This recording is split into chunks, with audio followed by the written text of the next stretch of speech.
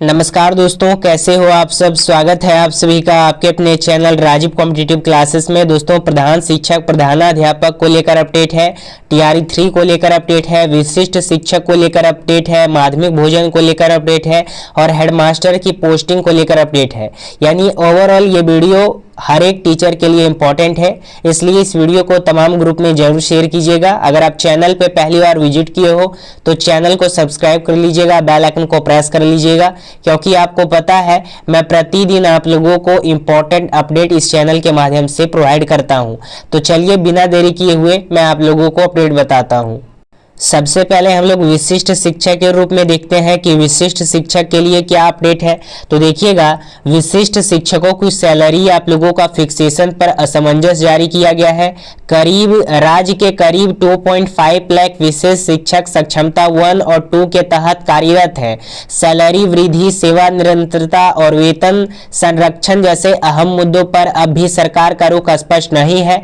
MLC Banshidhar ब्रजवासी लगातार विधान परिषद में इस मामले को उठा रहे हैं और सरकार पर दबाव बना रहे हैं कि मई महीने में सामान्य पेमेंट किए जाएंगे, लेकिन सैलरी फिक्सेशन और सेवा अवधि की गणना पर कोई ठोस निर्णय नहीं हुआ है। शिक्षक संघ भी आंदोलन की तैयारी में है। ये बहुत इंपॉर्टेंट होता है विशिष्ट शिक्षकों के लिए, क्योंकि देखिएगा, सबसे पहले सक्षमता 1 लिया गया, सक्षमता 2 लिया गया, सक्षमता 3 आने वाला भी है, ठीक है, टीआरई 4 के साथ। तो टीआरई 3-4 के साथ भी आने वाला है सक्षमता 3। तो ऐसे में 2.5 लाख ऐसे शिक्षक हैं जो लोग विशिष्ट शिक्षक बन चुके हैं, जो लोग क्या है, सक्षमता पास करके विशिष्ट शिक्षक बन गए हैं, लेकिन अभी तक उन लोगों का जो सैलरी है, फिक्सेशन है, उसका डाटा क्लियर नहीं किया गया है। इसी को लेकर एमएलसी बंशीधर ब्रजवासी जो है वो लगातार मेंबर ऑफ लेजिस्लेटिव काउंसिल है, वो लगातार प्रयास कर रहे हैं, सरकार मांग उठा रहे हैं। नहीं तो जो अभ्यर्थी हैं, जो शिक्षक हैं, वो आंदोलन की भी तैयारी करेंगे अब, क्योंकि अभी तक लोगों का कोई ठोस मुद्दा पर निर्णय नहीं लिया गया है। इसीलिए शिक्षक संघ का चेतावनी है कि जल्द से जल्द इस पे कोई मुद्दा लिया जाए, कोई ठोस निर्णय लिया जाए सरकार के द्वारा, ताकि हम लोग आंदोलन ना करें।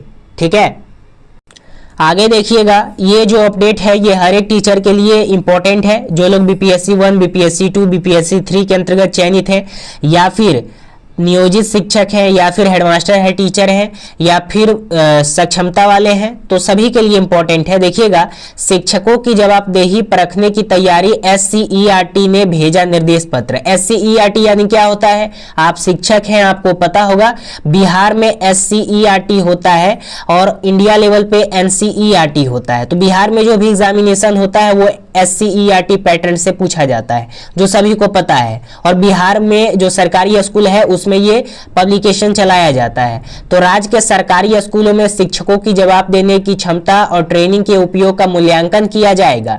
SCERT ने सभी प्रशिक्षण संस्थानों को पत्र जारी कर बताया कि CTE, DIET, PTEC और BIET की टीमें 5 स्कूलों में जाकर 23 बिंदुओं पर शिक्षकों के प्रदर्शन की जांच करेगी।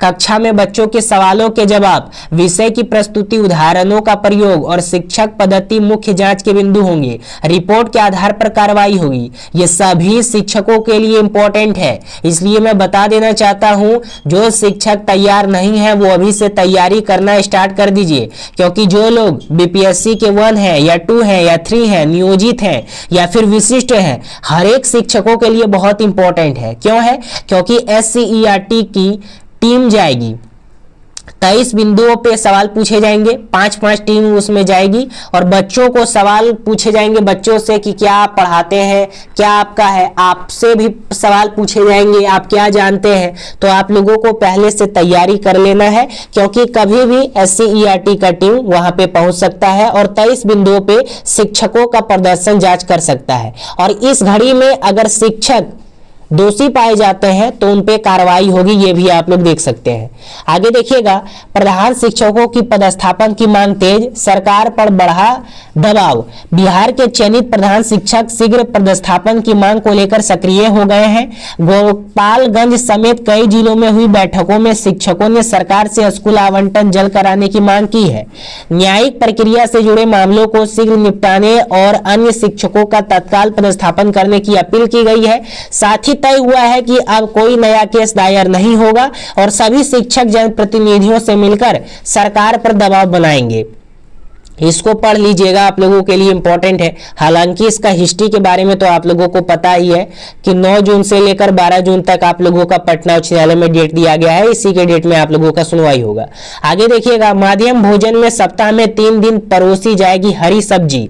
गोपालगंज जिले के सभी सरकारी प्राथमिक स्कूलों में जून 2025 से माध्यम भोजन में मेन्यू में सप्ताह में 3 दिन सोमवार, गुरुवार और शनिवार हरी सब्जी शामिल की जाएगी और स्थानीय मौसमी साग सब्जियां जैसे धनिया पत्ता, भिंडी, सीम, बीन्स आदि का उपयोग किए जाएगा और पहले से लागू नए मेन्यू में अब हरी सब्जी का समावेश कर बच्चों को पौष्टिक भोजन सुनिश्चित किया जाएगा। जिले के 1742 स्कूलों में करीब 2.5 लाख बच्चे इस योजना से यहाँ पे लाभित होते हैं। ये आप लोगों के लिए बहुत इंपॉर्टेंट है, इसको पढ़ लीजिएगा। और यहाँ पे देखिएगा, जो एसए साहब है, जो शिक्षा विभाग के अपर मुख्य सचिव है, सरकार के द्वारा निर्णय लिया गया है कि जो प्रधान शिक्षक हैं, विशिष्ट शिक्षक हैं, उनको मिड डे मील का काम नहीं सौंपा जाएगा। क्यों नहीं सौंपा जाएगा? क्योंकि उनका अधिकतर समय इसमें जाता है, ठीक है, इसलिए उनको ये काम नहीं सौंपा जाएगा। बाकी जो काम है वो उनके पास रहेगा। 50,000 रुपये हमेशा उनके पास सेव रहते हैं। प्लस जो टीचर है उनको ये कमान दिया जाएगा कि अच्छे रूप से आप काम करें। लेकिन प्रधान शिक्षक, प्रधानाध्यापक का माध्यमिक भोजन में कोई रोल ही नहीं रखा गया है। तो ये टोटल अपडेट है। टीआरई 3 को भी लेकर अपडेट है कि टीआरई 3 शिक्षकों की हाजिरी अभी शिक्षा कोष ऐप से अनिवार्य की जाएगी।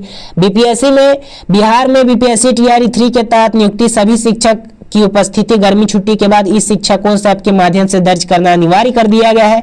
शिक्षा विभाग टेक्निकल ज्वाइनिंग पूरी होने के बाद सभी शिक्षक की ई शिक्षा कोष आईडी गर्मी छुट्टी समाप्त होने तक जनरेट करने की प्रक्रिया में जुटा हुआ है, ताकि छुट्टी के बाद डिजिटल उपस्थिति प्रणाली को लागू किया जा सके। ये किनके द्वारा अहम बातों पे बयान दिया गया है? तो जो एसीएस साहब हैं, डॉक्टर एस सिद्धार्थ, उनके द्वारा बताया गया। तो ये एक अच्छी पहल है कि जो टीआरई 3 वाले शिक्षक हैं उन लोगों का भी गर्मी छुट्टी चल रहा है। जब वो लोग स्कूल में फिर से ज्वाइनिंग करेंगे, ठीक है, गर्मी छुट्टी के बाद, समर वेकेशन के बाद, तो उन लोगों का जो हाजिरी बनेगा ये ई शिक्षा कोष ऐप पे बनेगा। ई शिक्षा कोष ऐप जो है ये बहुत इंपॉर्टेंट होता है हर एक शिक्षकों के लिए। तो ये टोटल अपडेट अभी निकल के आ रहा है। तो आज का यही में वीडियो समाप्त होता है। कैसा लगा आज का वीडियो कमेंट करके जरूर बताइएगा। चैनल पे पहली बार विजिट किए हो तो चैनल को सब्सक्राइब कर लीजिएगा, बेल आइकन को प्रेस कर लीजिएगा। फिर मिलते हैं कोई अगले अपडेट के साथ। धन्यवाद, फिर मिलते हैं। धन्यवाद।